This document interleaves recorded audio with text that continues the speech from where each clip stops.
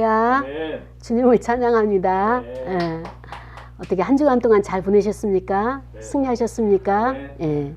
지난주에 노회에서 이렇게 부서 모임이 있어가지고 거기를 참여했었습니다. 참여했는데 처음에는 미적미적하고 참여를 안 하려고 했는데 그래도 참여를 해야 될 것 같아가지고 이제 갔는데 늦었어요.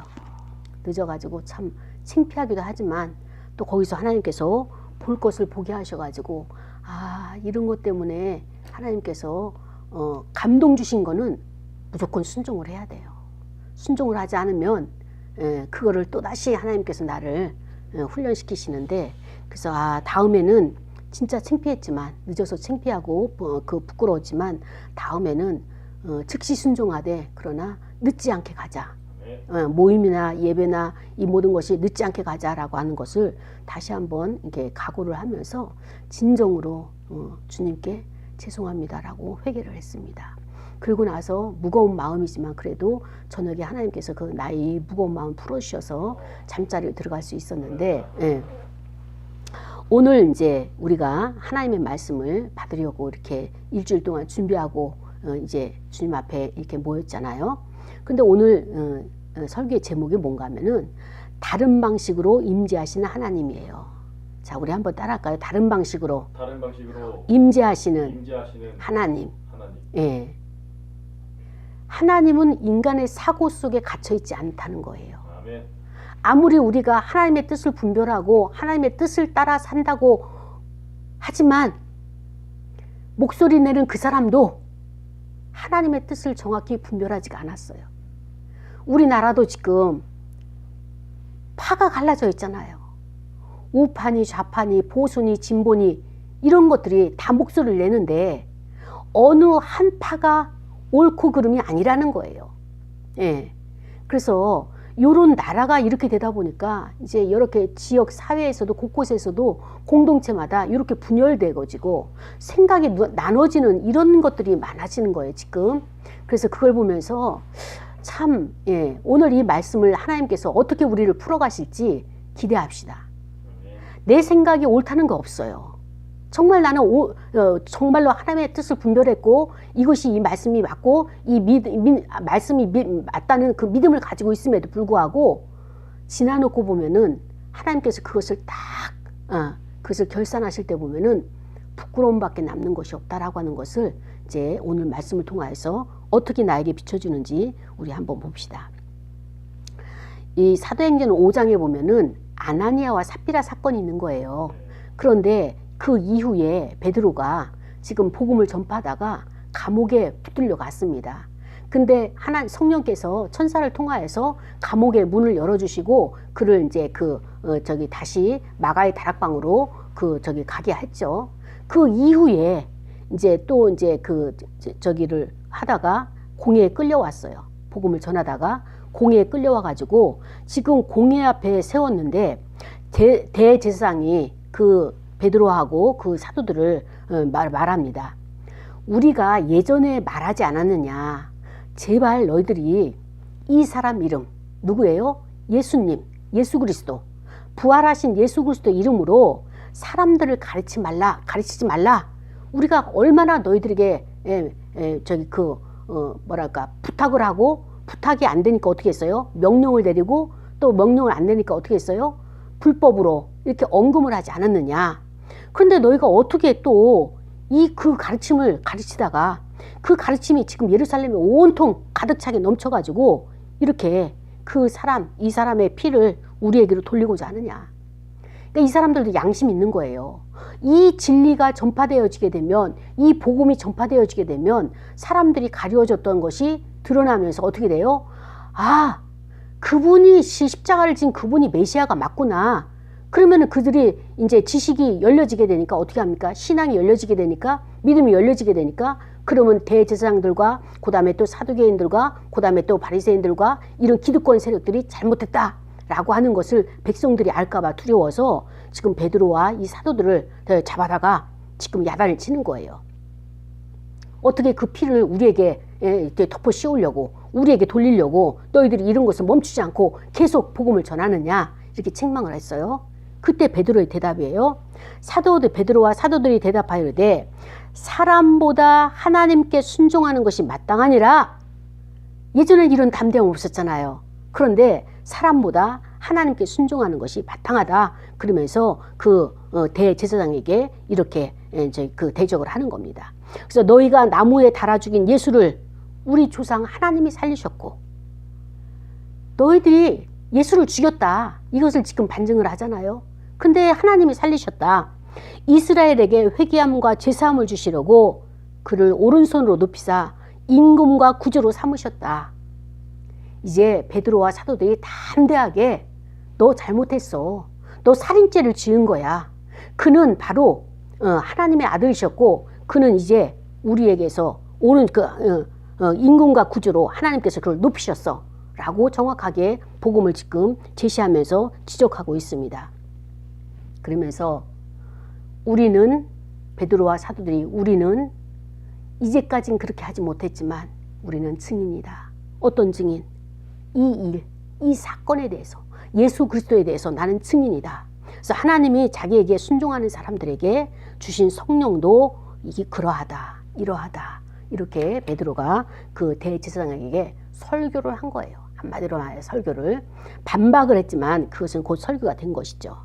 자, 여러분 다시 체포되어서 공회로 소환된 이 사도들 주님의 부활과 그 다음에 그 주님께서 부활하심과 부활하시니까 어떻게 됐어요? 임금과 그 다음에 온 우주에 온 세상에 구주가 되시는 것을 어때요? 주저하지 않고 하나님이 그렇게 하셨다라고 하는 것을 담대하게 외치고 있는 이런 사도들을 보면서 여러분은 어떤 생각이 듭니까? 예수님만 3일 동안에 무덤 속에 갇혀 있었던 것이 아니라 이 제자들도 주님과 함께 그 자리에 내려가서 그 고통을 함께 나눈 것이 이제 드러나는 거예요. 사람의 힘이 언제 생기는지 아십니까? 인간에게 능력이 언제 나오는지 아십니까? 가장 밑바닥에 있을 때 나오는 거예요.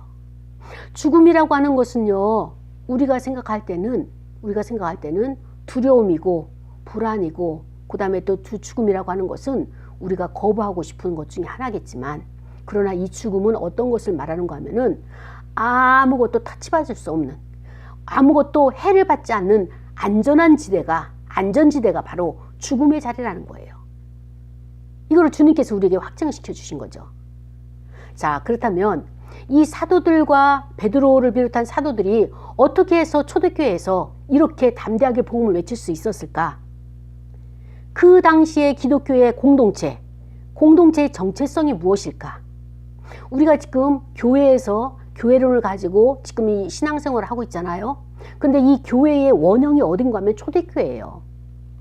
최초의 원형이 주님께서 교회를 어떻게 했어요? 피로 값주고 사신 그 교회를 만드셔서 제자들에게 사도들에게 그것을 맡기셨어요. 교회를 맡기셨어요. 그것을 이어받아서 신앙의 전수를 받아서 오늘날까지 저와 여러분이 교회를 지금 지켜내고 있는 것입니다. 물론 이것은 지켜낸다고 하면 교만한 말이 되겠지만 이 교회를 지켜내는 것은 성령께서 지켜내시는 것이고 우리는 그 성령의 일하심에 동참자로 있는 것이라고 표현을 해야 되겠죠. 그런데 이 먼저 우리가 교회의 원형이라고 할 수 있는 이 기독교 초대교회의 그 공동체의 정체성이 무엇이었을까? 신앙의 정체성이 무엇이었을까? 오늘 본문에서 나왔죠. 어때요? 그들의 신앙의 정체성은 먼저 부활하신 예수님의 권세를 따르는 공동체예요. 예전에는 부활 사건이 없었어요. 물론 예수님께서 나사로도 살리고 그 다음에 과부의 아들도 살리시고 또 여러 이게 죽은 자를 살리는 그런 사건들, 야이로의 딸도 이제 살리시는 그런 사건들이 있었지만 그러나 그는 인간이기 때문에 또다시 죽음의 자리에 들어갔단 말이에요. 영생의 자리를 가기 위해서는 죽음의 자리를 통과를 했는데 예수님은 살아나신 거예요. 더 이상 이제 죽지 아니하시는 예수님이시란 말이죠. 근데 그 예수님께서 살아나셔가지고 어땠습니까? 이 사도들이 초대교회 이 공동체가 믿음의 공동체가 어떻게 하는가 하면은 우리는 예수를 따르는 살아난 예수를 부활한 예수를 따르는 그러한 공동체다 라고 하면서 지금 사방에 흩어져서 복음을 전하고 있어요. 자, 그러면은 당시의 그 사회상은 어떠냐? 당시의 사회상은요, 권력을 가진 자, 기득권자, 쉽게 말하면은 대제사장을 비롯한 바리새인들, 사두개인들, 그 시대의 그런 공회원들, 이런 사람들이 어떻습니까? 예수님의 이름을, 예수 그리스도의 가르침을, 예수 그리스도의 부활을, 예수 그리스도의 복음을, 진리를 가르치지 못하도록 법으로 이제 그들이 구두상으로 이게 말을 한 거예요. 가르치지 말라.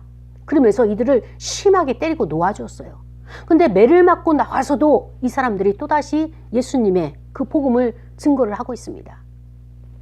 그래서 사회의 권력을 가진 자들은, 사회의 모든 기득권을 가진 자들은 복음을 거부하고 전하지 말라, 이렇게 엄포를 놓는데, 그러나 어때요? 이 사람들은 예수를 죽인 자들이기 때문에 반대적으로 가장 연약한 초대교회 제자들, 베드로를 비롯한 사도들, 제자들이 그 몇 명이 됩니까? 얼마 안 되잖아요. 그 120문도니까는 어때요? 그 마가의 다락방에 120명이 모여서 이제 예배를 드리고 주님 성령의 오심을 기다린 것처럼 그 정도의 소수가 지금 담대하게 전국을 돌아다니면서 복음을 전하고 있단 말입니다. 그래서 이 사회는 어떻게 되느냐? 기득권층과 지금 그리스도의 부활을 지지하고 그것을 믿는 이 믿음의 사람들과 지금 이 사회가 대립되어 갖고 있는 것을 볼 수가 있어요. 그래서 이제 베드로가 뭐라고 이야기합니까? 예전에는 조그만 그 여종이 당신도 저 예수와 같은 무리지, 그러니까 아니라고 하면서 부인하기 바빴던 그 베드로가 사람보다 하나님께 순종하는 것이 마땅하다, 대제사장에게 그렇게 지금 담대하게 외치고 있는 것을 볼 수가 있습니다. 그렇습니다. 하나님께서 심판하셨어요. 하나님께서 어떻게 심판하셨습니까? 예수님을 죽인 자들을 어떻게 해요? 예수님을 죽인 자들을 어떻게 해요? 심판하셔야 되잖아요. 그렇죠? 근데 하나님께서는 예수님을 죽인 자를 심판하지 않았어요. 이 사회의 기득권층을 심판하지 않았어요. 오히려 누굴 심판했어요? 누굴 심판했어요? 예수님을 죽이신 거예요. 예수님을 죽이시고 그 다음에 또 어떻게 하셨어요? 예수님을 살리시는 것으로 심판하신 거예요. 자, 이게 이 진리가 굉장히 심오한 겁니다. 우리가 생각할 때, 인간이 생각할 때는 어때요? 이 기득권층, 예수님을 죽이고 예수님을 십자가에 못 박고 하나님의 일을 방해하는 자들을 하나님께서 심판하셔야 돼요. 저희들은 멸절시키셔야 돼요. 저희들을 어떻게 해야 돼요? 불로 심판하셔야 되는 거예요. 그것이 누가 가지고 있어요? 우리가 가지고 있는 생각이에요. 그런데 하나님께서는 우리의 생각, 인간의 생각에 갇혀있지 아니하시고 그 방법이 아니라 어때요? 저들을 손대지 아니하시고 어때요? 예수님을 죽이시고 부활하신 것으로 심판의 그 방법을 선택하신 것을 볼 수가 있습니다. 자, 예수님을 믿는다, 예수 그리스도를 믿는다는 것은 뭐냐면은 하나님이 심판하신 권세에 예수님을 죽이고 살리신 거잖아요. 예수님을 죽인 권세는 이 기득권층에 있는 거예요. 십자가에 못 박은 기득권층에 있는 거예요. 그런데 이제 초대교회 사도들은, 초대교회 성도들은 더 이상 세상을 따르지 않겠다. 사람을 따르지 아니하고 하나님을 따르겠다. 왜냐? 더 이상 너희들을 복종할 이유가 없다는 거예요. 왜? 세상 권력이 하나님의 능력 앞에서 아무것도 아니란 것을 본 거예요, 지금. 부활을 통하여서. 그렇기 때문에 우리는 더 이상 세상 권세에 복종할 이유가 없다라고 하는 것이 바로 당시의 기독교 공동체의 정체성이라고 볼 수가 있는 것입니다. 또 다른 정체성이 있어요. 그 또 다른 정체성이 무엇인가 하면은 예전에는 예수님의 말씀을 그냥 받아먹고 예수님만 따르고 예수님만 주목하고 바라봤어요. 그런데 이제 부활한 이후에는 어때요? 자기들이 스스로가 어떻게 됩니까? 부활을 증거하러 다니는 증인의 삶으로 자기들이 바뀌어진 거예요. 주님께서 분부하신 것도 있겠지만은 어때요?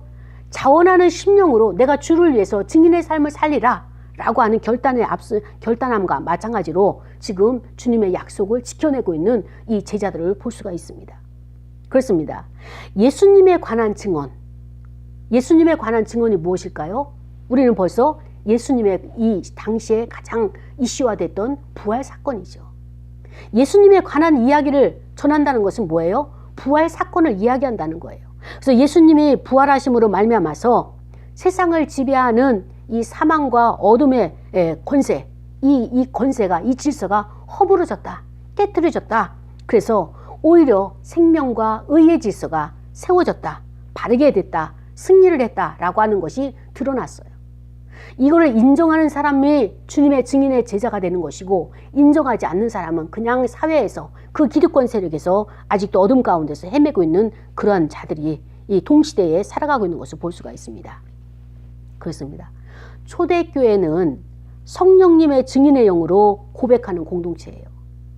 이 신앙의 정체성이 동시에 성령님의 증인의 영으로 같이 고백하는데, 거기에는요, 오늘날도 교회가 대형교회, 소형교회, 미자립교회, 또 교회 이름도 다 각각 다르잖아요. 당시에 초대교회도 어떤 것이 있는가 하면은 요한의 공동체가 따로 있고 누가의 공동체가 있는 거예요.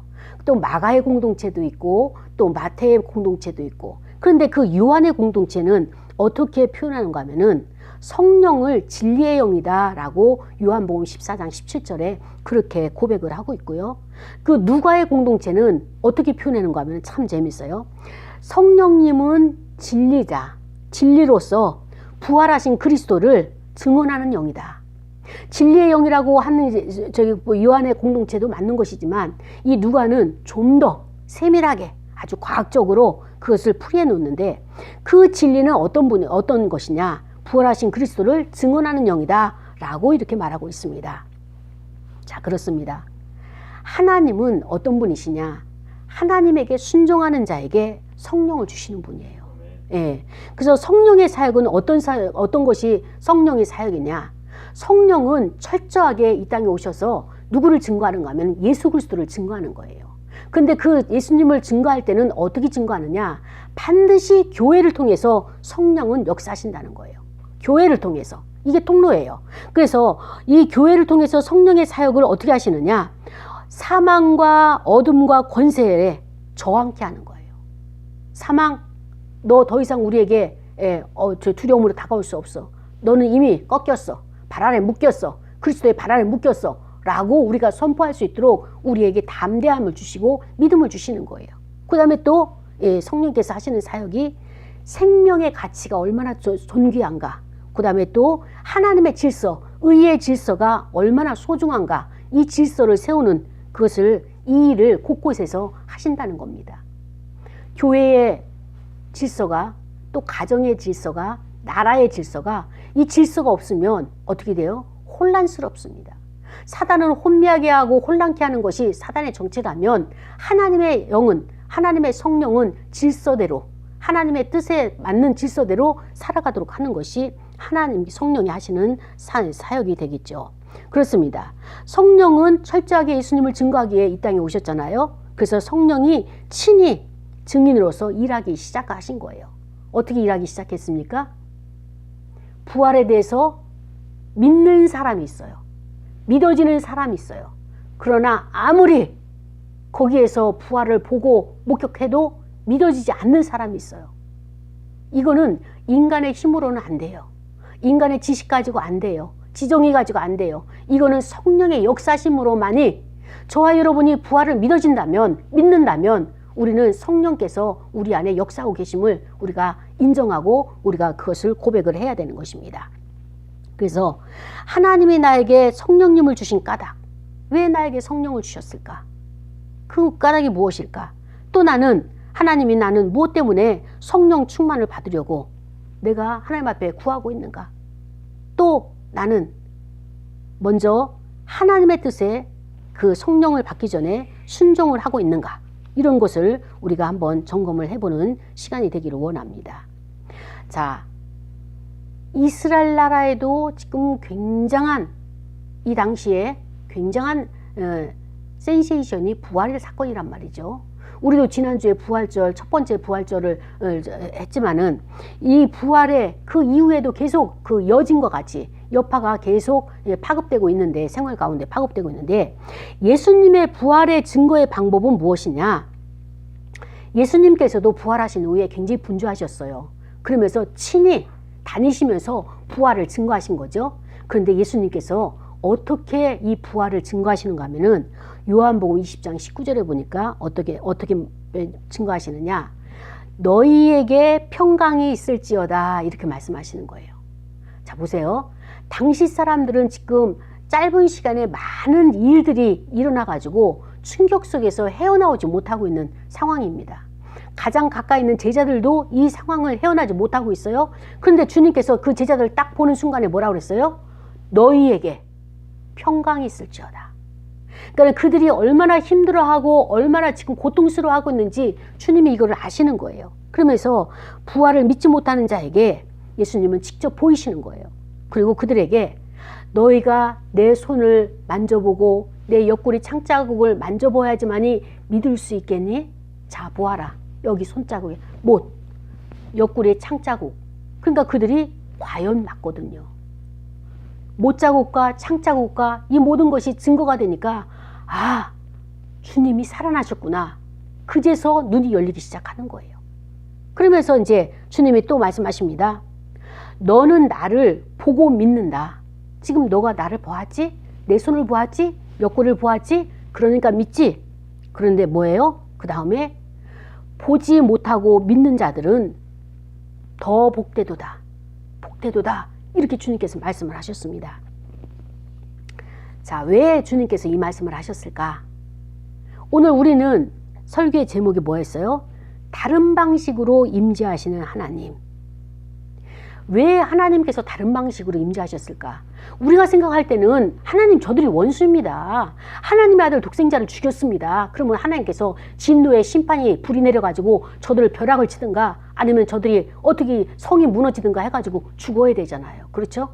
근데 하나님께서는 원수를 죽이는 이 방법으로 심판을 하지 아니하시고 어떤 방법을 하셨느냐? 아들을 살리시는 이 하나님으로 심판을 하셨잖아요. 그러면서 왜 그렇게 하셨을까? 왜 저들을 죽이지 않냐고 하나님의 아들 예수 그리스도를 살리셨을까? 이게 심판이에요. 왜 그랬을까요?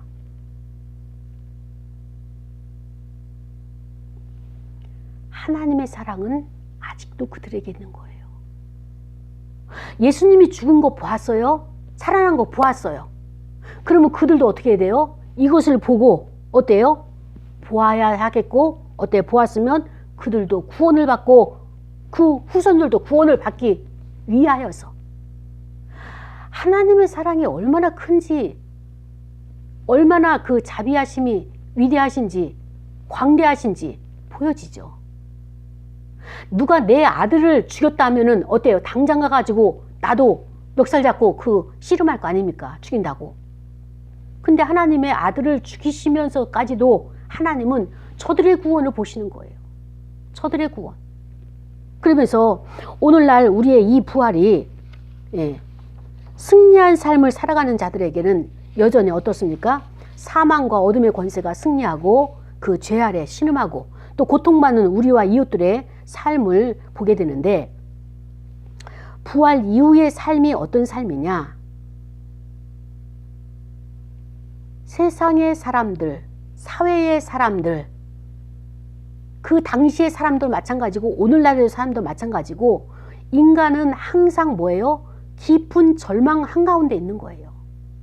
인생을 살아가는 것이 어떤 것이냐? 참 이게 고단한 인생이고 고통의 인생이고 인생을 살아간다는 자체가 이 고해와 같습니다. 왜 그러느냐? 그것은 죄 아래 신음하고 있기 때문이에요. 모든 문제는 우리 인간을 괴롭히는 모든 문제는 죄와 연관된 문제란 말입니다. 그런데 그 죄를 예수님이 십자가에서 짊어지고 가셨기 때문에 죄의 문제는 해결해 놓으셨어요. 그리고 새로운 창조와 소망의 빛이 비추고 있음을 우리가 이제 인정하고 봐야 되는데 예수님이 부활하고 다시 살아나셨음에도 불구하고 우리는 어떻습니까? 우리의 삶은 여전히 고통 속에 있고 그 다음에 죽음의 삶이고 또 불의한 세상의 권력과 구조 이런 것에 우리가 이제 그 힘들어하고 또 어때요? 그 아래 짓밟힘 당하고 법 아래 세상 법 아래 짓밟힘 당하고 사단의 법 아래 짓밟힘 당하고 있는 우리의 삶은 변하지 않고 있다는 것입니다. 주님께서 우리에게 말씀하시는 것은 너가 부활을 믿느냐? 그렇다면 어때요? 이 땅에서 불법으로 장악된 그곳에 새로운 질서, 진리의 말씀으로 새로운 질서를 만들어내고 가치 창조를 만들어내고 그것이 악한 원수마귀가 하나님의 영을 탄압하고 하나님의 생명들을 짓밟고 묶고 있는 것을 그것을 우리가 깨트리면서 그 저항하도록 우리에게 그것을 진리 위에 세워지는 예수 그리스도의 그 정신, 예수 그리스도의 그 진리 이렇게 신실한 백성들을 일으켜야 된다고 하는 것을 오늘 말씀을 통하여서 베드로가 우리에게 그것이 예수 그리스도의 부활을 계승하는 것이다 라고 하는 것을 지금 증거하고 있는 것입니다. 믿지 않는 자들은 살아갈 소망마저 짓밟힌 이 삶의 이 상황들, 현재 그 현장들, 그 다음에 또 믿는 사람도 마찬가지예요.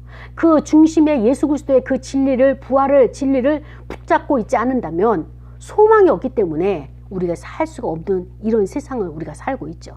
그래서 고통받는 또 다른 타인을 우리가 이해하기 위해서 하나님은 어떻게 했어요? 우리에게 고통의 자리에 지금 놓여져 있는 것입니다. 예수님이 죽으시고 부활하신 것을 왜 그런 과정을 겪게 하셨느냐? 저들이 보고 믿어야 되기 때문에. 하나님을 배반하고 하나님을 대적하는 그 원수도 하나님은 구원하시기 위해서 아들을 그렇게 과정을 겪으면서까지 저들에게 보여주고 있는 것을 말씀하시면서 오늘 우리에게도 마찬가지예요. 우리가 믿는 자로서, 부활의 증인으로서, 예수님의 제자로서, 하나님의 자녀로서 겪어내는 고통들, 지난 한 주간 동안에도 사람들과 싸우진 않았지만, 다투진 않았지만 내적으로 일어났던 갈등들, 또 내적으로 일어났던 풍랑들, 그 감정의 소용돌이들 얼마나 많았습니까? 근데 그것은 하나님께서 우리에게 허락하신 거예요. 예수님에게 죽음을 허락하시듯이 저와 여러분에게 그런 감정의 소용돌이를 허락하신 거예요. 왜? 우리가 겪어내고 고통을 당해보니까 어때요? 힘들어요. 그러면서 세상에 있는 그와 똑같이 갈등하고 고뇌하고 그 다음에 또 번민하는 그들을 출애굽시키기 위해서, 그들을 건져내기 위해서, 그들을 공감하고 소통하기 위해서, 증인의 삶을 살도록 하기 위해서 견뎌내는, 겪어내게 하시는 이런 것을 우리에게 허락하신 것이 하나님의 계획이고 하나님의 사랑이란 말입니다. 이런 하나님의 계획 섭리를 알지 못하면 왜 이러지? 예수님 부활하셨는데 내 삶은 부활이 안 되는 것 같아. 내 생활은, 내 감정, 내 이 마음은 늘 지옥이고 늘 그냥 풍랑 일어나고 언제나 여기서 구원받나? 라고 생각하면 우리가 참 하나님의 의도를 제대로 파악하지 못한 것이죠.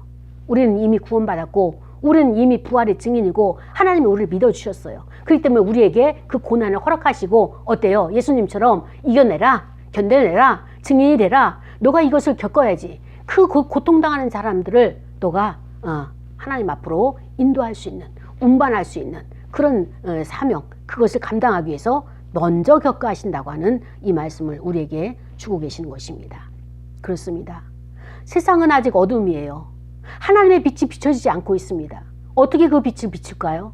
사망과 어둠의 권세 앞에서 낭망하고 좌절하고 두려워하는 그들에게 주님이 찾아가셔서 방문을 꼭꼭 닫고 있는 제자들에게 평안이 있을지어다, 이렇게 말씀하신 것처럼 이제 주님이 다니시면서 분주히 복음을 전하고 증거하신 것처럼 이제 그 몫은 우리의 몫이 되었다는 것입니다. 그래서 우리는 나가는 거예요. 이제는 행동하는 크리스찬, 이제 행동하는 주님의 증인들이 되어야 되는 것입니다. 그래서 주님께서 오셔서 이렇게 그들에게 평안을 주시면서 이제 너희들이 더 이상 믿지 않는 자가 되지 말고 믿는 자가 되라, 이렇게 말씀을 하신 것처럼 오늘 저와 여러분에게도 말씀하십니다. 자, 보아라. 왜 고민하지? 왜 고통스럽지? 왜 인생이 이렇게 힘들지? 그 문제는 죄의 문제다. 이 죄의 문제는 내가 해결했으니까 더 이상 거기에 매이지 말고 주님이 말씀하시는 거예요. 죄를 버려라. 이 죄를 어떻게 버릴까요? 데살로니가전서 5장 22절에 보니까 악은 어떤 모양이라도 버려라, 이렇게 말씀하고 계십니다. 다시 말한다면 죄를 어떻게 버리느냐? 버리라는 표현을 다른 말로 표현한다면 피하라 그랬어요. 피하라. 다윗이 전쟁 중에 옥상에 올라가 가지고 이렇게 바람을 쏙 이렇게 쉬는데 한 여인이 목욕을 하고 있는 거예요. 그러면 다윗 입장에서는 보는 즉시 오토매틱으로 고개를 돌려야 되는데 계속 본 거야. 계속 보게 되니까 어떻게 돼요? 죄에 잡히게 되는 거예요. 죄에 잡히게 되는 거예요. 우리는 죄가 보이면 어떻게 됩니까? 오토매틱 피해야 돼요. 죄와 맞서서 이길 자 아무도 없어요. 자 보세요. 그 다음에 창세기 4장 7절에 이렇게 말씀하십니다. 죄가 너를 원하나. 죄는 항상 우리를 원하고 있어요. 죄가 너를 원하나 너는 죄를 다스릴지어다. 너는 죄를 다스려라. 그 다스릴 권세가 우리에게 있다 없다? 있다. 있어요. 근데 왜 다스리지 않으시죠? 예. 하나님 우리에게 질문이 그거예요. 우리가 그 죄를 초입에 잡지 못하면 죄의 권세가 우리를 끌고 가는 겁니다. 그러면 또다시 주님 앞에 나와서 회개하고 자복하고 그 다음에 또 이제 주님께서 우리에게 말씀하시기를 죄와 맞서서 당당해져라. 당당해져라. 우리가 죄와 맞서서 어떻게 당당해져요? 너희가 선을 행하지 아니하면 창세기 4장 7절에 죄가 문에 엎드려져 있느니라. 죄가 너를 원하나 너는 죄를 다스릴지니라. 그래서 내 안에 있는 죄악, 시기심을 어떻게 해요? 언어로 나가기 전에 다스려야 되는 거예요. 그래도 감정으로 느낄 때가 이게 감사한 거죠. 그때 다스리지 않으면 어때요? 내가 말로 나가고 행동으로 나가면 걷잡을 수 없는 거예요. 그때는. 그러니까는 하나님께서 우리에게 죄를 다스리라는 것은 어디에서 다스려요 지금?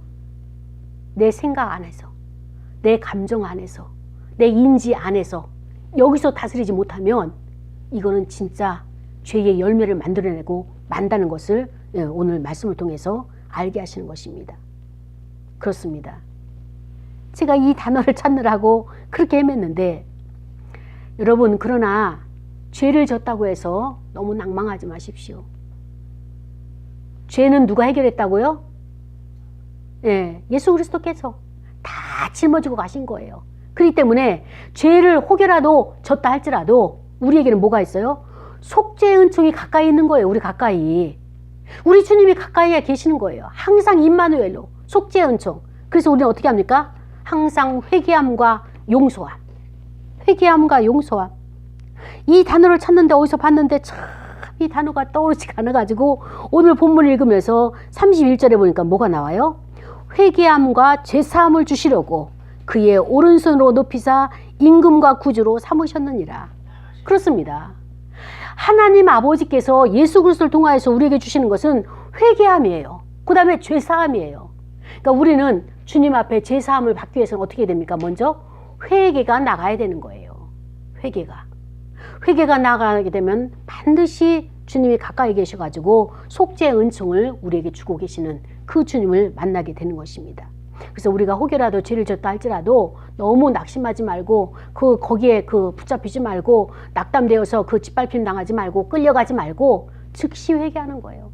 내가 연약해서 또 이렇게 죄를 범했습니다.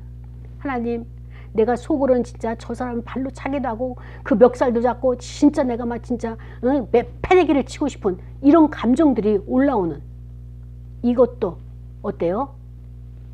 주님 앞에 고백하면서 내가 용서를 구하는 거예요. 회개하는 거예요.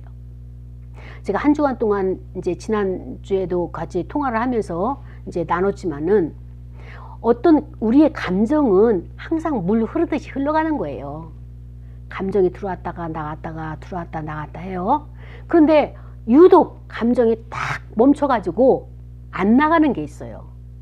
거기에 고정되는 게 있어요. 나를 붙잡고 있는 게 있어요. 이 감정. 좋은 감정이면 얼마나 좋습니까? 근데 항상 이거는 부정적인 감정이고 이런 감정은 꼭 악한 감정이에요. 그 악한 감정이 나를 딱 붙잡게 되면 어떻게 됩니까? 혈기. 거기에 이제 종로로 타는 거예요. 아, 이거는 보내야지. 내 감정이 아니야. 이건 지나가는 거야. 이거는 흘러가는 거야. 하나님의 선한 감정, 하나님의 선하심, 맛보알지어다. 그 하나님의 그 선하심을 내가 소유하고 그것을 누리는 것이 이게 하나님의 뜻이야라고 이것을 보내야 되는데, 조금 일하다 보면 또 그 감정에 매여가지고 이걸 어떻게 딱 잘라버려? 뭐 별별 생각을 다 하잖아요. 관계를 끊어버려? 끊는다는 것은 무엇입니까? 그리스도의 몸에서 관계를 끊게 되면은 너와 나는 아무것도 안 되는, 그리스도의 몸이 안 되는 거예요. 이게 어마어마한 생각들이, 감정들이 그냥 본물처럼 막 밀려오고, 그래서 결국에는 내가 왜 이러지? 라고 자신을 보게 되면 이 감정은 나의 감정이 아닌 거예요. 그러면 떠나가. 예수 이름을 명하노니 이 악한 감정, 나에게 부정적으로 역사하고 내 마음을 붙들고 있는 이 감정을 통해서 다른 것을 하지 못하도록 나를 지금 붙들고 있는 이 어둠의 세력은 떠나갈지어다. 명령하는 거예요. 그러면 그 어둠의 세력이 떠나가요. 근데도 어떨 때는 계속적으로 나를 집요하게 붙들고 있을 때가 있어요. 그러면은 이제 뒤돌아봐야 돼요. 주변을 돌아보면서 하나님, 그리스도의 몸 가운데 이 감정, 제가 느끼고 있는 이 감정을 지금 괴로워하고 있는 자가 있습니다. 이 승리치 못하고 힘들어하는 자가 있습니다. 어떤 자입니까? 그를 세워주시고, 이게 하나님의 감정이 아니고 하나님께로부터 온 것이 아니고 악한 원수마귀로부터 온 것이로 그가 이곳에서 승리할 수 있도록 그를 붙잡아 주시고 역사하여 주옵소서. 이제 중보기도를 가는 거예요. 그러면은 1차에 실패했던 것도 2차 중보기도 단계에 가게 되면 그 문제가 해결되는 거예요. 예. 그래서 그 문제가 해결되고, 이제 세 번째 단계는 굉장히 깊은 단계예요. 그럼에도 그 문제가 해결이 안 된다. 그러면 하나님이 그건 나에게 주는 메시지예요. 그게 반영. 그러니까 쉽게 말하면 그가 거울이에요. 저 사람의 행동이 진짜 마음에 안 들어. 근데 그를 위해서 용서도 하고 회개기도도 하고 그를 중보기도도 했는데도 그때는 났는데 또 돌아서면은 또다시 그 문제가 나한테 온다. 그럼 이거는 하나님께서 나에게 그의 모습을 통해서 나에게 주는 메시지예요. 이 메시지. 그래서 이런 것들이 계속 반복되다 보면은 어떻게 됩니까? 아하, 이제는 처음에는 이게 헤매고 찾기가 어려웠지만 이런 패턴으로 하나님 훈련시키게 되면 나중에는 이런 사건만 아니면 이런 그 감정이 올라오게 되면, 아하, 하나님이 나에게 주신 메시지구나. 이거는 중보의 메시지구나. 이거는 내가 그의 감정을 그냥 흘러보낼 간단한 것이구나. 이런 것을 분별할 수가 있습니다. 그래서 우리는 하나님이 나에게 주시는 그 메시지를 잘 들어서, 왜냐하면 저 사람은 행동하는데 몰라요. 근데 괴로운 건 지금 누가 괴로워하고 있어요? 네? 누가 괴로워요? 내가 괴로운 거. 보고 있는 내가, 느끼고 있는 내가 괴로운 거예요. 근데 그 사람은 몰라. 괴롭지도 않고 자유함 가운데 잘하고 있는 거예요. 왜 그럴까요? 하나님은 그 사람이 아니라 나에게 비춰주시면서 너의 모습 중에 이것이 있지 않느냐? 내 안에 있기 때문에 그와 충돌해가지고 그를 용서치 못하는데, 내 안에 있는 내가 그런 실수를 하더라도 나를 용서하고, 그래, 연약해서 그래, 너가 좀 더 성숙해지면 그것을 넉넉하게 이길 수 있을 거야. 그래, 기도하고 내가 너와 함께 할 거야. 자기 이름을 불러가면서 그 다음에 여기서 넘어지지 말고 다시 일어나자. 주님께서 나의 손을 붙들고 계시다. 더 성숙해지자. 그러면서 주님, 내가 연약해서 이렇게밖에 지금 감정을 다스리지 못합니다. 성숙할 수 있도록 나를 양육시켜 주소서, 힘 주소서, 이기게 하소서. 이렇게 우리가 기도하게 되면 그 문제가 해결되면서 그 다음에 또 어떻습니까? 우리가 다시 부활신앙으로, 새 생명으로, 하나님의 의로 거듭나는 놀라운 역사가 나타나게 되는 것입니다. 그렇습니다. 우리에게 주님께서 이제 말씀하시는 것이 무엇인가 하면은, 복음 전도와 같은 그 신앙의 본질적인 문제에 있어서도 우리가 이제 예전에는 그 담대하지 못했어요. 그런데 정말로 고난을 겪고 난 사도들이 담대함을 외친 것처럼 오늘날 우리 신앙도 마찬가지예요. 쭈삣쭈삣하고 내가 담대하게 전하지 못한다는 것은 내가 아직 아주 죽음의 자리까지 내려가지 못한, 그런 경험되지 못한 그런 것이 있기 때문에 내가 담대하게 뛰쳐나가서 복음을 전하지 못하는 것이기 때문에 제자들도 그것을 경험하고 나서는 담대해진 거예요. 그렇습니다. 이제 우리 부활 이후에는 우리 담대해져야 돼요. 이 지역을 돌면서 나도 복음을 전하고 여러분도 현장에서 여러분 사업장에서 또 직장에서 만나는 사람에게 복음을 전하는 부활의 신앙을 전하는 이 담대함이 이제 저와 여러분에게 임하셨고 성령께서 함께 하실 겁니다. 내가 안 하더라도 성령께서 입을 열어서 그냥 증거하시도록 이렇게 상황을 딱 만들어 놓으실 거예요. 그럼 우리는 거기에 순종하면서 우리가 나가면 되는 것입니다. 그렇습니다. 예수 그리스도께서 왕 되신 것은 하나님의 말씀에 순종하셔서 만왕의 왕이요 만유의 주가 되고 그 다음에 온 세상에 온 우주의 왕이 되게 하신 것을 하나님이 하신 겁니다. 그래서 오늘 저와 여러분에게도 하나님께서 이런 과업, 이런 하나님께 사명 이것을 주시는 이유는 뭐냐면 예수 그리스도와 같이 그러한 반열, 신의 자리에 참여하는 그런 자가 되기 위해서 우리를 훈련시켜서 그 자리까지 올라가야 되는 거예요. 성화가 돼야 되는 거예요. 영화의 단계까지. 그것이 우리가 가는 목표가 되는 것입니다. 하늘나라에 가서 하나님이 거룩하신데 우리는 그냥 저 멀리 있어서는 안 되겠죠. 그래서 그렇게 되어지기까지 우리가 이 땅에서 훈련받는 저와 여러분이 되고 끝까지 승리하는 저와 여러분이 되기를 원합니다. 우리 시간에 기도하겠습니다. 하나님, 말씀을 통하여서 하나님께서 일하시는 방법이 우리가 생각할 때는 원수는 당장 물리치고 당장 그냥 깨트려 부셔야 되는 걸로 하지만 그러나 하나님의 임재하시는 방법은 어때요? 그 영혼을 구원하기 위해서 저 원수도 구원하기 위해서 원수들이 보는 앞에서 죽이시고 살리시는 하나님의 능력을 나타낸 것처럼 이제 우리도 마찬가지예요. 우리의 인간의 생각에 하나님을 갖춰놓지 말고 내 생각이 아무리 옳아도 내 생각 외에 저의 생각과 그것 외에 또 하나님의 초월자의 하나님의 계획이 있기 때문에 그 하나님을 따라가게 하소서. 그러면서 우리가 이 시간에 다 같이 그 하나님 바라보면서 승리하는 저와 여러분 되기를 원하게 해달라고 통성을 기도하겠습니다. 하나님 아버지 감사합니다. 연약하고 부족한 저를 사랑하셔서